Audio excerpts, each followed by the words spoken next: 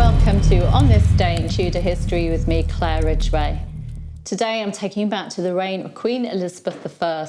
For on this day in Tudor history, the 24th of November 1572, the Scottish clergyman, famous reformer, royal chaplain and founder of Presbyterianism, John Knox, died at his home in Edinburgh as his wife read aloud from Paul's first letter to the Corinthians. He was buried in the cemetery of St Giles's Cathedral, Edinburgh, where he'd served as a minister. Knox is known for bringing the Protestant Reformation to the church in Scotland.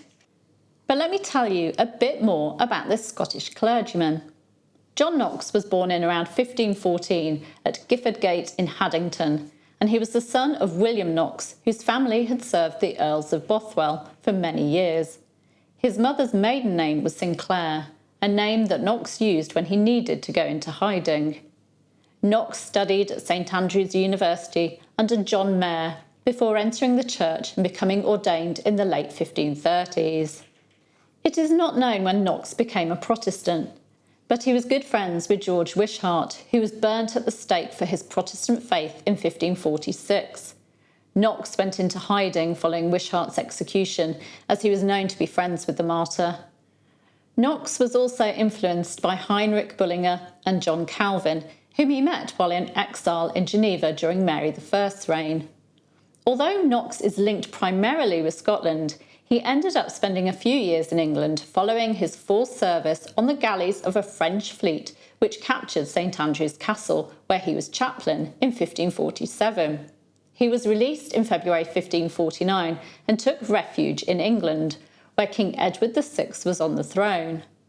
He settled in Berwick-upon-Tweed, preaching there for 2 years, and it's thought that he met his wife Marjorie Bowes at this time, becoming betrothed to her. Marjorie, or Margaret, was the daughter of Robert Bowes, captain of Norham Castle.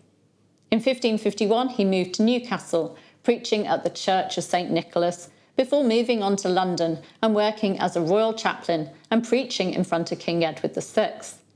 Knox refused the office of Bishop of Rochester, seeing it as a political office, and also refused the living of All Hallows, Bread Street in London, which would have put him under the Bishop of London's authority. He kept his post of royal chaplain and was sent to the counties of Buckinghamshire and Kent to preach in June 1553.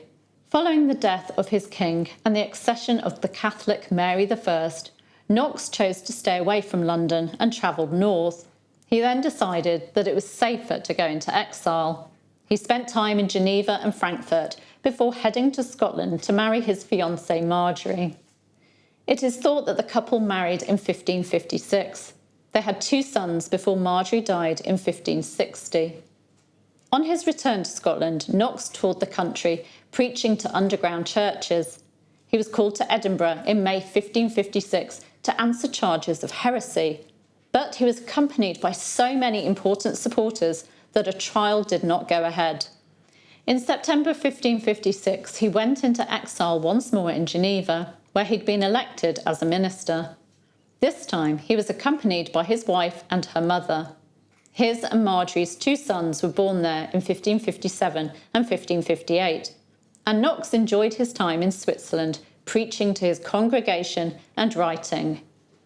At Mary I's death in November 1558, many of the exiles in Geneva headed back to England, and in January 1559, Knox chose to travel to Scotland, not being welcome in England following the publication in 1558 of his work, The First Blast of the Trumpet, against the Monstrous Regiment of Women, in which he attacked women rulers.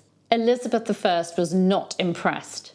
He landed at Leith in May 1559 and became minister at St Andrews in autumn 1559. In early August 1560, Knox was involved in drawing up the Scots Confession, which was approved by Parliament, who also abolished the jurisdiction of the Pope in Scotland, forbade the celebration of Mass, condemned doctrine and practice which did not adhere to the Reformed faith, and asked Knox and other reformist ministers to organise the new Scottish Kirk, or Church. Knox and his fellow ministers drew up the Book of Discipline, but Parliament delayed overruling on it because Mary, Queen of Scots, was due to come back to Scotland. Over the next 3 years, Knox was summoned into Mary's presence 5 times, accused of inciting rebellion and speaking against her. He was lucky to escape charges of treason. In December 1560, Knox's wife Margaret died, and in March 1564, 50-year-old Knox married 17-year-old Margaret Stuart, daughter of his friend Andrew Stuart. The marriage was very happy, with Margaret acting as his secretary. The couple had 3 daughters together. After Lord Darnley's Protestant supporters murdered Mary's secretary, David Rizzio, in March 1566, Knox fled to Kyle in Ayrshire, where he worked on his History of the Reformation in Scotland. Darnley's subsequent murder and Mary's marriage to Bothwell, the chief suspect in Darnley's murder, led to divisions in the Protestant nobles as they tried to figure out what to do.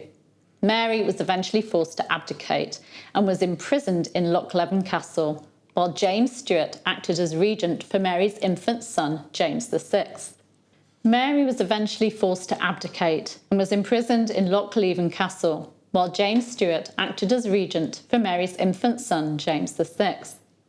On the 29th of July 1567, John Knox preached in Stirling at the coronation of James VI and started preaching against Mary, even pushing for her execution. On the 23rd of January 1570, James Stuart was assassinated, and his successor, Matthew Stuart, 4th Earl of Lennox, was shot dead a year later. On the 30th of April 1571, all enemies of the Queen were ordered by the Controller of Edinburgh to leave the city. However, Knox knew the Controller and so was offered the option of staying in Edinburgh as a captive in the castle. Knox refused this offer and left the city on the 5th of May to travel to St Andrews. After the Truce of July 1572, he was able to return to Edinburgh, and he preached there at St Giles's until his death at 11 p.m. on the 24th of November 1572. His wife, Margaret, nursed him through his final illness, and Knox made his will in May 1572, naming Margaret and their daughters as executors. Margaret read to him from the New Testament as he lay dying, reading Paul's first letter to the Corinthians. Knox was laid to rest in the churchyard of St Giles's in Edinburgh, in a funeral attended by Scotland's new regent, James Douglas, 4th Earl of Morton. Knox's works include the 1555, A Faithful Admonition unto the Professors of God's Truth in England, which was an attack on the Catholic Mary I and her regime. I'll give you a link to my video on that work so you can find out more, but in it he called Mary an incestuous bastard for turning England away from the Protestant faith, and he stated that she was worse than Jezebel.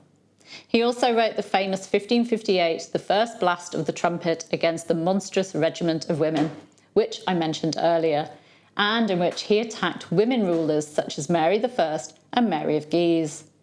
His other works include his 5-volume work, The History of the Reformation in Scotland, which he wrote between 1559 and 1566. I'll also give you a link to read the works of John Knox online at archive.org if you're at all interested in reading his works.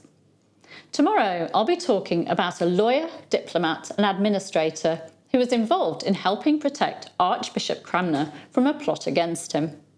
Do make sure you're subscribed, just click there, and that you've hit the bell to find out more about him. Also on this day in Tudor history, Saturday the 24th of November 1487, the coronation procession of Elizabeth of York, Queen Consort of King Henry VII, the first Tudor monarch, took place in London. Elizabeth of York's coronation was scheduled for the next day. She'd become queen in January 1486, but her coronation had been postponed due to pregnancy and trouble with the Cornish rebels and Perkin Warbeck.